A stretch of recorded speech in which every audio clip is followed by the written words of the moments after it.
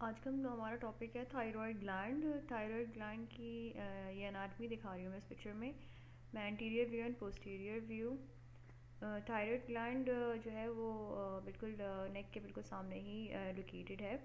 It's in front of the neck और आप देख सकते हैं it's giving a shape of butterfly, इसीलिए हम इसे कहते हैं its shape like butterfly. And ये जो विंड पाइप है ट्रैकिया, इसको रैप किया हुआ है थायराइड ग्लैंड ने। तो सबसे पहले ये हाइट बोन है, फिर उसके बाद एपिग्लॉटिस है, थायराइड ग्लैंड के ऊपर लैरिंक्स है एंड बिलो द थायराइड वो ट्रैकिया है जिसे हम विंड पाइप कहते हैं। थायराइड के बिल्कुल पीछे ही 4 पैराथायराइड ग्लैंड्स होते हैं, 2 अपर लोब में होते हैं, 2 लोअर लोब में होते हैं, जिन्हें हम कहते हैं superior parathyroid gland and inferior parathyroid gland.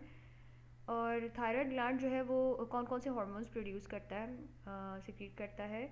Produces T3, T4 and calcitonin.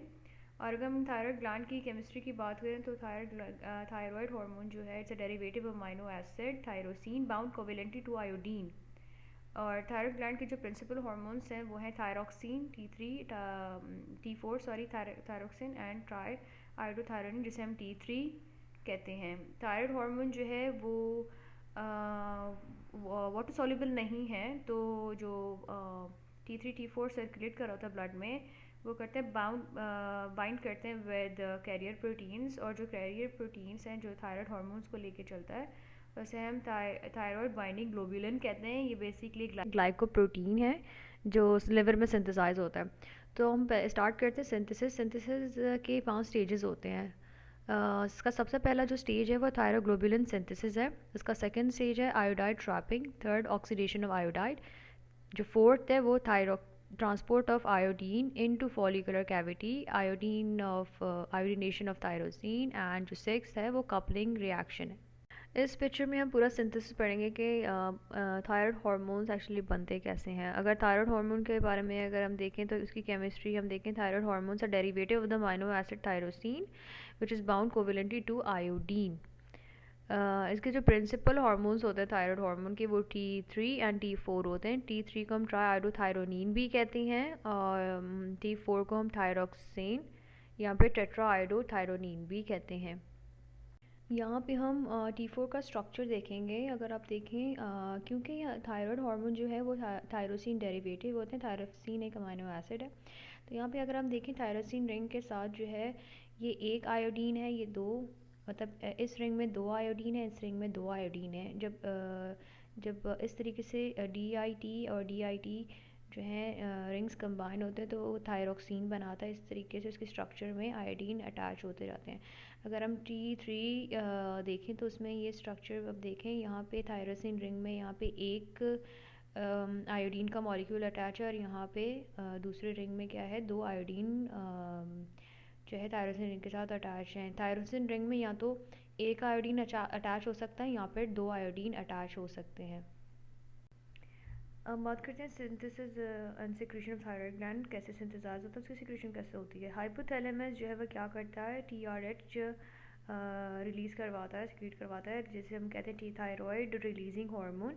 फिर ये क्या करता है, ये एंटीरियर पिट्यूटरी ग्लैंड के 2 लोब्स होते हैं, एक एंटीरियर पोस्टीरियर। जैसे कि आप जानते हैं कि एंटीरियर पोस्टीरियर ग्लैंड से ही TSH सिक्रीट होता है। तो जो TRH है वो क्या करेगा, एंटीरियर पिट्यूटरी ग्लैंड को ट्रिगर करेगा टू प्रोड्यूस TSH जिसे हम कहते हैं thyroid stimulating hormone.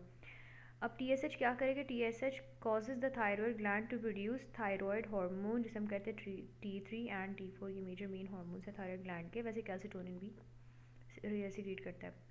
Too much production of T3 and T4 will inhibit the hypothalamus to stop releasing TRH जिसे हम कहते हैं, ये है एक नेगेटिव फीडबैक बेसिकली। जैसे T3 T4 की प्रोडक्शन ज़्यादा होने लगती है, हाइपोथैलेमस को सिग्नल जाता है, वो TRH रिलीज़ करना बंद कर देता है। जो TH है वो भी क्या करेगा, वो बाइंड करेगा रिसेप्टर्स पे जो कि थायराइड मेम्ब्रेन पे सिचुएटेड हैं, लोकेटेड हैं। वो क्या करेंगे, जैसे ही रिसेप्टर जो है, जैसे TSH आके इस रिसेप्टर पे अटैच, उस रिसेप्टर को हम कहते हैं थायराइड रिसेप्टर। फिर जाके क्या होता है, एक G प्रोटीन एक्टिवेट होता है, फिर GTP जो है वो कन्वर्ट होता है GDP में, और फिर से क्या होता है साइक्लिक AMP के जो लेवल्स हैं वो क्या करते हैं, वो इंक्रीज़ हो जाते हैं। साइक्लिक एएमपी जो है वो क्या करेगा, थायराइड हार्मोन की प्रोडक्शन को स्टिमुलेट करेगा। The thyroid gland has lobules consisting of follicle cells which are circular looking lobules and a lumen called colloid। अच्छा, ये अगर हम देखें थायराइड ग्लैंड को अगर हम जूम करके देखें तो थायराइड ग्लैंड के जो सेल्स हैं, थायराइड ग्लैंड के जो सेल्स हैं वो क्या करें, वो बहुत सारे फॉलिकुलर सेल्स एक दूसरे से जॉइंड हैं। ये 20 to 40 नंबर होते हैं। इनका जो बीच में जो ल्यूमेन है उसे हम कॉलॉइड कहते हैं। बेसिकली जो T3 T4 की सिंथेसिस है वो कॉलॉइड में ही हो रही होती है, तो इसे हम कहते हैं फॉलिकल। फिर देयर आर अगर हम देखें इन फॉलिकल्स के पास ब्लड वेसल्स जा रहे होते हैं। ब्लड स्ट्रीम में कैटाइंस भी होते हैं, एनाइंस भी होते हैं, जैसे कि सोडियम है, आयोडाइड है जो कि नेगेटिवली चार्ज, एंड पोटेशियम है। तो फिर क्या होता है कि इनसाइड फॉलिकल्स के अंदर जो है क्या होता है, एंडोप्लाज्मिक रेटिकुलम होता है जो कि थायरोग्लोबुलिन बनाता है। थायरोग्लोबुलिन का होना बहुत ज़रूरी है फॉर द सिंथेसिस ऑफ दो चीज़ों का होना ज़रूरत है, आयोडाइड एंड थायरोग्लोबुलिन। तो थायरोग्लोबुलिन कहाँ बनता है, वो ER में, एंडोप्लाज्मिक रेटिकुलम में। अच्छा, थायरोग्लोबुलिन जैसे ही बनता है तो फिर जाहिर सी बात है पैकिंग का काम किसका होता है, गोल्जी बॉडीज़ का होता है। अच्छा, गोल्जी बॉडीज़ जो है या गोल्जी पैटर्स या गोल्गी बॉडीज़ आप कह सकते हैं, वो क्या करते हैं, थायरोग्लोबुलिन को पैक करके कॉलॉइड में शिफ्ट कर देते हैं। ग्लोबुलिन की अगर हम बात करें, थायरोग्लोबुलिन क्या है basically, thyroglobulin is a carbon chain consisting of many tyrosine molecules attach to it. ये थायरोग्लोबुलिन है, कार्बन चेन है, ठीक है। इसके साथ क्या है, थायरोसिन अटैच हैं, सारे थायरोसिन रिंग्स हैं जो कि अटैच हैं।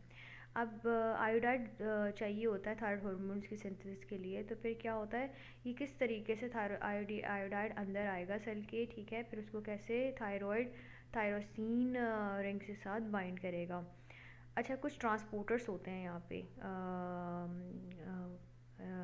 There are transporter present between the follicles and the blood stream and follicles के दरमियान कुछ ब्लड वेसल्स होते हैं, ठीक है। सॉरी, एक ट्रांसपोर्टर होता है जिसे हम कहते हैं सोडियम आयोडाइड सिम्पोर्टर। ये क्या है, सोडियम आयोडाइड सिम्पोर्टर है।